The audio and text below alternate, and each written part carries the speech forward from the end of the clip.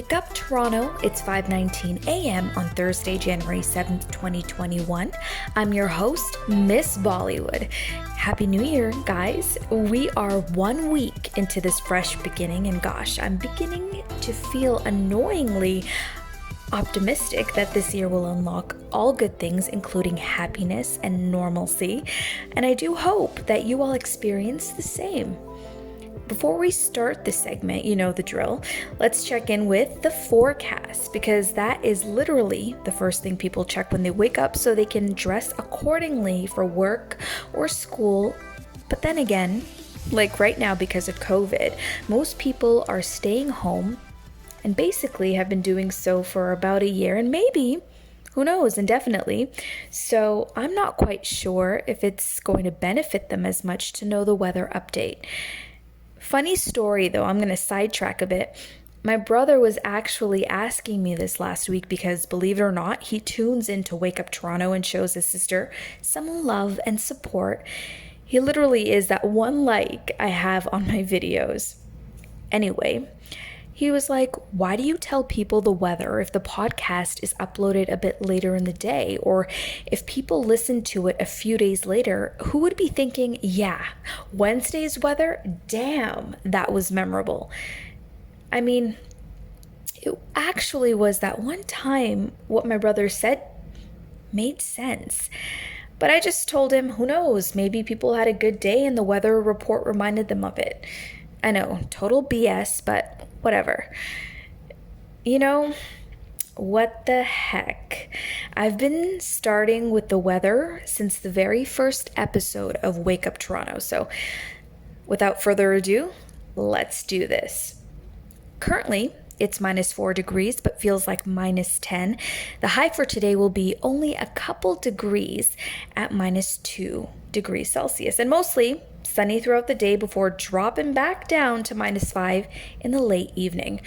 Not too bad for what Toronto is normally used to during the winter seasons. There has been actually a lack of storms and freezing temperatures in the GTA. Could global warming have a hand in this? I'm quite sure there's some truth behind that. Having said that, I still recommend layering up just in case Mother Nature drops by with one of her surprises. So today's segment is going to be slightly different than the usual. Instead of the regular banter followed by the quote of the day and a motivational explanation accompanying it, we will more so look at the headlines from the past year. Yes, I know everyone wants to erase 2020, death to all of it. Everything about the past 365 days were a depressing nightmare that needs to be laid to rest. But hey, I'm sorry to say this, guys. This will be part of our world's history for many, many decades to come. Let's hope there's no repetition of it, okay? Well, while we're still alive. Besides, I really felt silenced in 2020 because of just so much going on with humanity that there was a point where I just became numb. I didn't even have the courage to speak out or the energy to produce content. Many of my creator friends felt the same. They just unplugged, disconnected from all social media platforms because of the overwhelmingly saturated negative news. So much so that their well-being and mental health were strongly disturbed. You all know how passionate I am about people and why I love them so freaking much. It's for their stories. It is something that, after listening, I go through life carrying a piece of them with me. This is very much a key reason amongst many others, which is what inspired me to pursue a journalism career. When COVID first hit us, it was hard for me to find the words to speak out about the devastation that was happening to families, losing, loved ones, and all the wonderful humans who worked in various fields for God knows how many consecutive hours to help the sick get better. Today, it has gotten much better. I find myself a bit more empowered to share my feelings without being overwhelmed with emotion. Looking back, most of last year, I sat in silence and just cried. There's just so much pain, so much suffering, so much inequality, so much wrong, so much control, especially in the recent talks about a curfew. Not going to get into those politics, but just know I see you guys, I hear you guys, okay? You all have probably been following some sort of the police brutality happening in the US. And truth be told, guys, this is happening in many countries all over our world. It's just not being disclosed. But here are a few of the US stories that have made national headlines, and here we go. George Floyd, a black man, was suspected of trying to make a purchase by using a $20 counterfeit bill. A video was recorded while the events were unfolding. The now ex-officer Derek Chauvin, a white man, is seen placing his knee on Floyd's neck, who is struggling to breathe. Moments later, Floyd dies. Chauvin was taken into custody and since then has been charged with second-degree murder and manslaughter. I think he was also charged with third-degree, but the charges were dropped. It's a bit complicated there. The family is still fighting for their brother's case. It doesn't end there, folks. A 26-year-old black woman, Breonna Taylor, her home was invaded with a no-knock warrant, and she was shot and killed. Ahmaud Arbery, a 25-year-old black male who was innocently taking a jog around his neighborhood, and he was shot and killed by two white men. Gregory McMichael and his son Travis were the offenders. There are many, many more of these incidents happening daily. Some, not even making the news, but anyone will notice these cases following a similar pattern. The privileged are targeting people of color.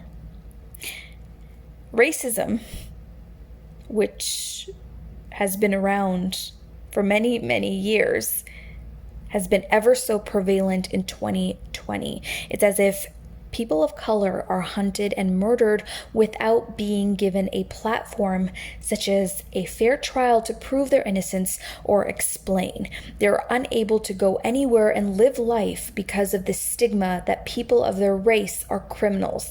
They are judged and treated poorly. It's so sad that for decades it has been a long and difficult fight to be equal. Why is this still a thing? That people must perish before riots ensue and marches take place? What is so wrong in living harmoniously with each other with the same opportunities regardless of race? As a journalist and a POC, I have witnessed countless times in my life where privilege always won. Looking back to high school, I recall auditioning to be part of a theater play, and the director was white, so the lead role, after the entire process, was given to another white girl, and I was given a supporting part.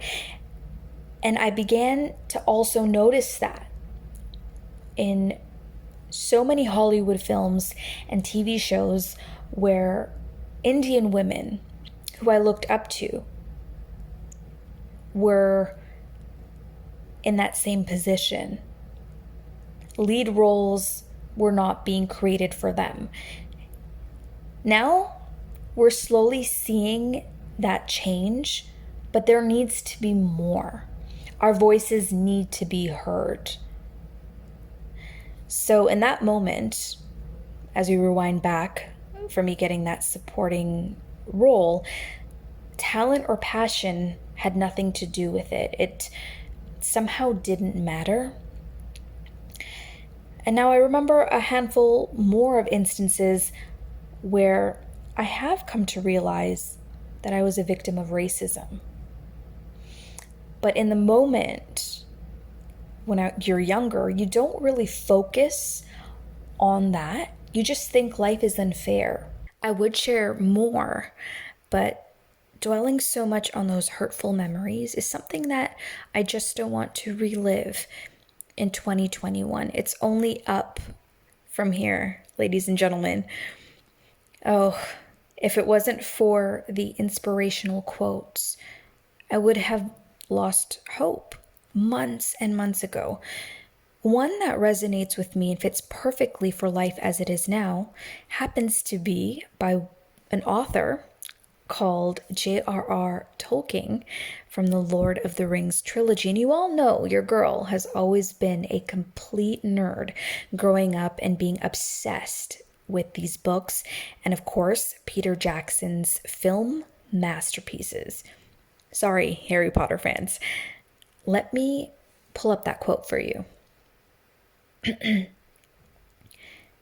So this is Samwise Gamgee, Frodo Baggins' best friend, and he's having a little talk to Frodo because Frodo has, I guess you could say, fear and uncertainty and second thoughts about destroying the Ring of Power in the fires of Mount Doom in Mordor.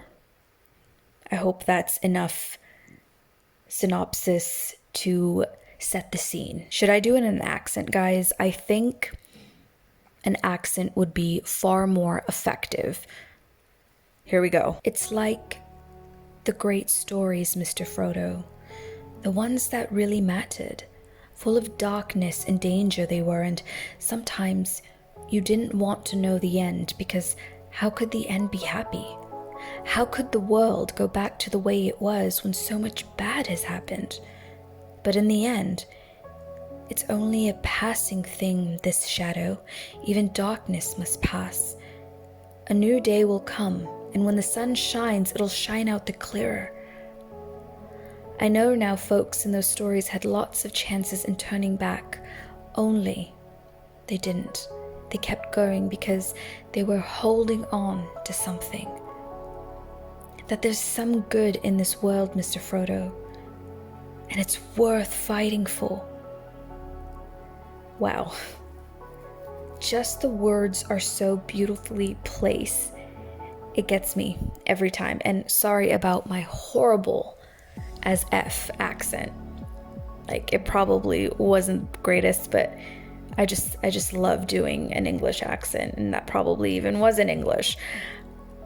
So the next quote, because you know what?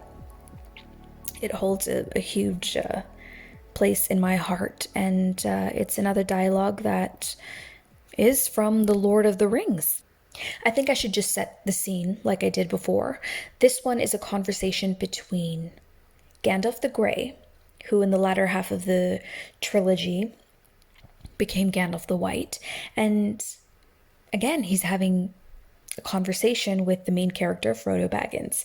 And this is what he said. Let me attempt to do that English accent one more time, or whatever accent they did in the film. I'm going to try to imitate it. I wish it need not have happened in my time, said Frodo. So do I, said Gandalf, and so do all who live to see such times. But that is not for them to decide. All we have to decide is what to do with the time that is given to us. End scene. I deserve like an Academy Award for this performance, I swear.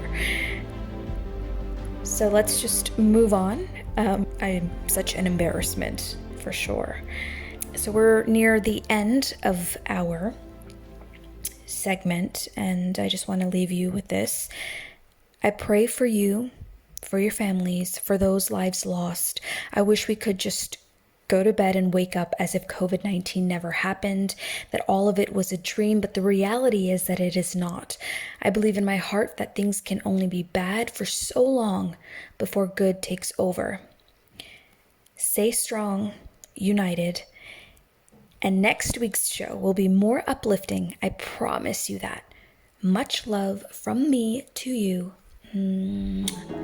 Miss Bollywood.